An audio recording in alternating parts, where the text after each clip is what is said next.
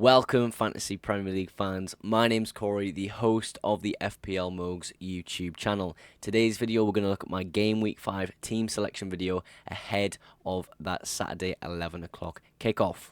Now, I have 2 free transfers this week, so if you want to see how I'm going to use them, stick to the end of the video because it is a difficult one this game week.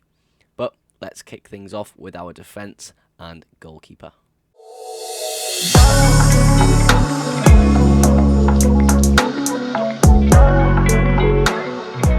So let's get straight into the team. Now we have a goalkeeper change for the first time in a few weeks. We have Matty Turner coming in for Flecken. Now Flecken is staying on my bench, but we've just had news on Twitter that Forest's new signing could be their preferred first choice. However, this game week, I don't think after a 1-0 victory at Chelsea, Turner will be put on the bench. I think he could start this week as well, but I'm just keeping an eye on the situation because if anything comes out in the press conferences, it could be the case I remove Turner and get someone else in goal. Someone who maybe rotates quite well with Flecken having a good fixture next week as well. But yeah, let's just react to that information when it comes to us. The rest of the defence, we have Saliba, Chilwell and Estupinian. So Saliba, Everton away, great fixture, although in the next few fixtures I could be looking to get Saliba out. For this fixture, of course, I'm going to play him. The same with Ben Chilwell, difficult fixtures coming up, bit iffy fixtures, but with, it's a defender playing an attacking role. We can't really get rid of Ben Chilwell just because of the potential for points there. If you're feeling risky and you want to get rid of him, you very well could, but for me, he is staying in my team just because of that attacking presence he offers that Chelsea team, and especially with a good fixture of Bournemouth away. A lot of away fixtures in my team this week, but hopefully that doesn't affect our squad that much. Estupinian, Man United away. Now, Estupinian's a player I could get rid of this week and place for somebody else who has a better fixture. However, next week he does play Bournemouth at home. Now, Bournemouth at home could be an absolute goal fest for Brighton. We've seen them dismantle Newcastle, a very good defensive team. God knows what they're going to do with Bournemouth next week. And, even this week with Man United, they could do very well this week. And Estupinian, if you look at his heat map, I say this every week, he is always so high up that pitch. Bit of a shame last week, he lost his clean sheet at the very end of the match with a goal of Callum Wilson coming off the bench in that 90-something minute, I believe it was. But yeah, that is the defence section of the video complete. Now, let's move on to my midfielders. Of course, Mbeumo remains in my team. I spoke about it a few weeks ago. This is a player that's going to remain in my team up until the wildcard. I do not mind about his fixtures. He is nailed on 90 minutes every match. And he's getting a lot of goals and he's really, really important part of that Brentford attack.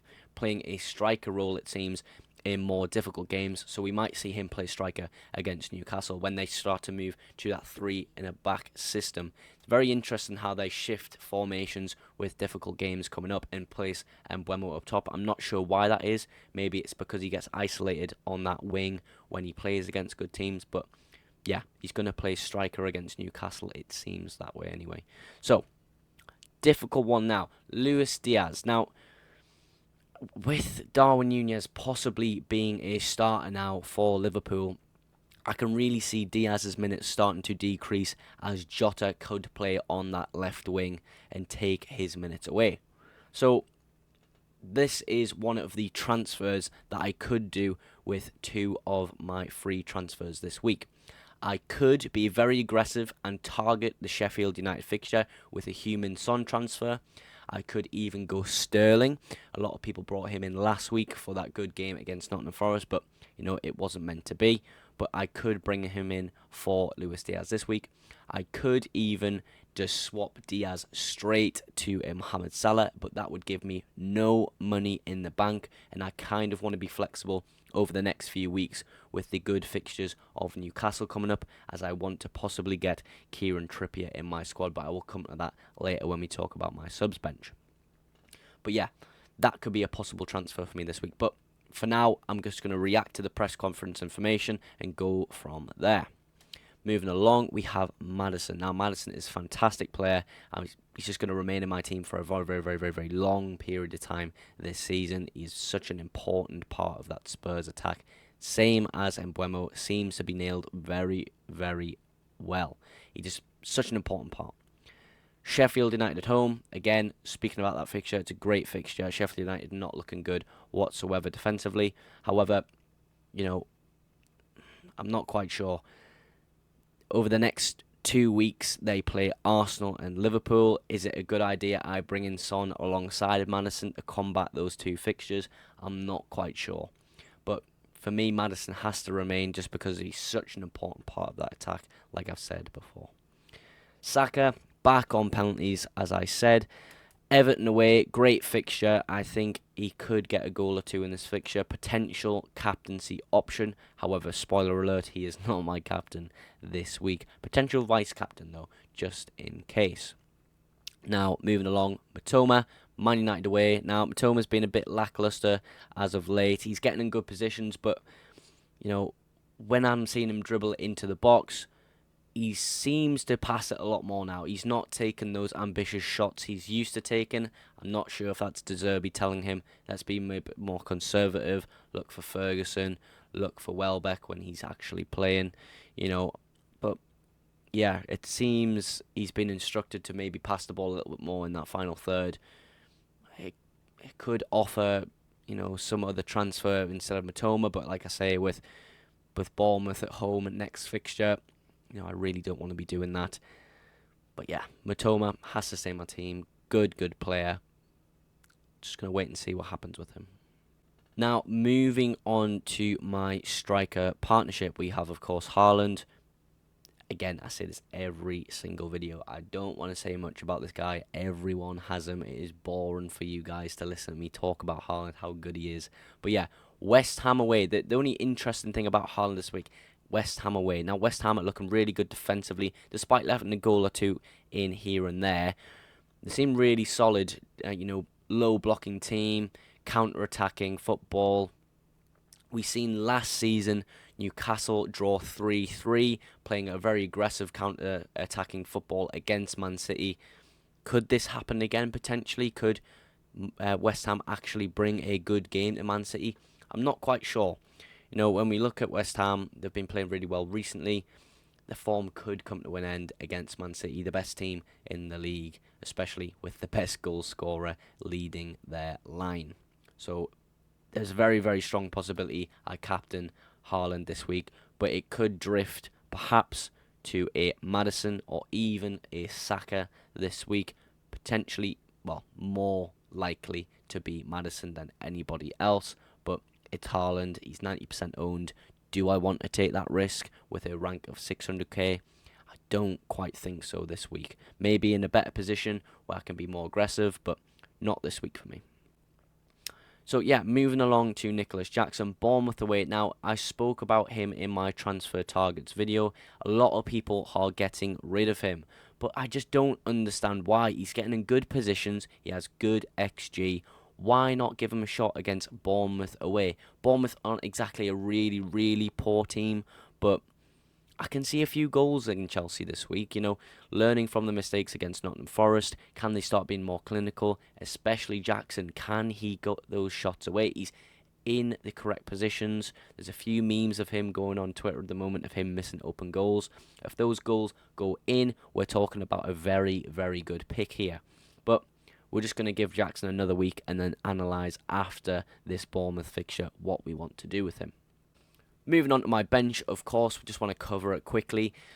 Flecken on the bench, Newcastle away. I don't want to play him against Newcastle away. Again, Newcastle really didn't play well against Brighton, like I mentioned. However, they could kick on and learn from their mistakes over this international break. Next on the bench, we have Kabore, Fulham away. Not a bad fixture for Luton, actually, but, you know, an away fixture at Fulham.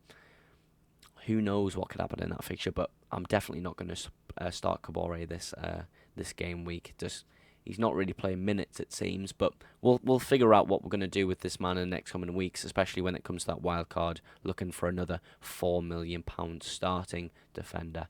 Baldock, he's flagged on the FPL app. He seems to play here and there. not quite sure on his injury status, to be honest with you. But Tottenham away, I'm never going to play him in that fixture, so he remains on my bench.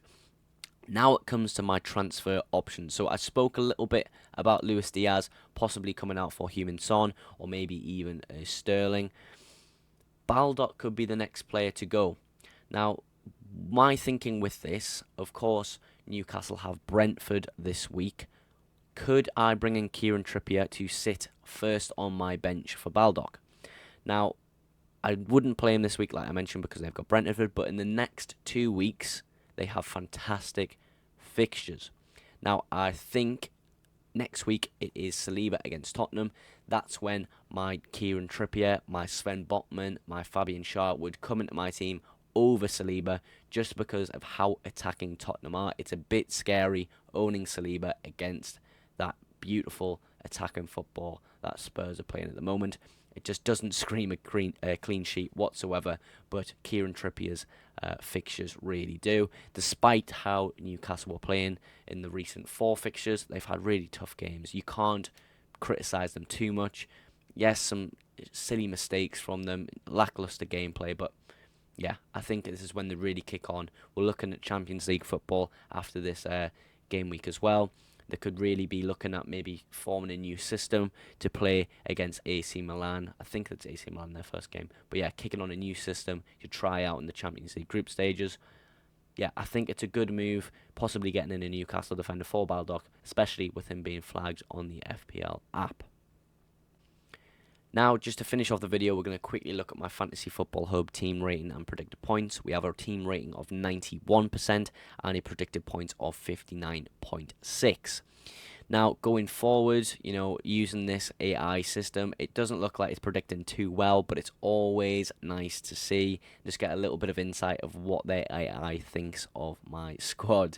It's always nice to give it at the end of the videos as well. Just a little bit of an insight for you guys who actually don't have the software of how it works and what it does. But yeah, that is my Game Week 5 team selection video. That is everything for today's video, guys. I hope you've enjoyed it and watched to this point now. If you have, please consider dropping a like and subscribe. It's just going to help me grow my channel and let you have more FPLmowgs content in the future. I have, of course, added an next series onto my YouTube channel looking at transfer targets, as well as obviously staying on theme with my team selection videos. But if you think of anything else that you want to add onto this channel, potential video ideas, let me know in the comments below. I'm more than happy to produce more content for you guys if that's what you want to see. Of course, I'm active on all other platforms, especially TikTok. If you're a fan of more short form content, all the links should be in my description ready for you to use. But that is everything for today's video. Thank you very, very much for watching, and I'll catch you in the next one. Bye for now.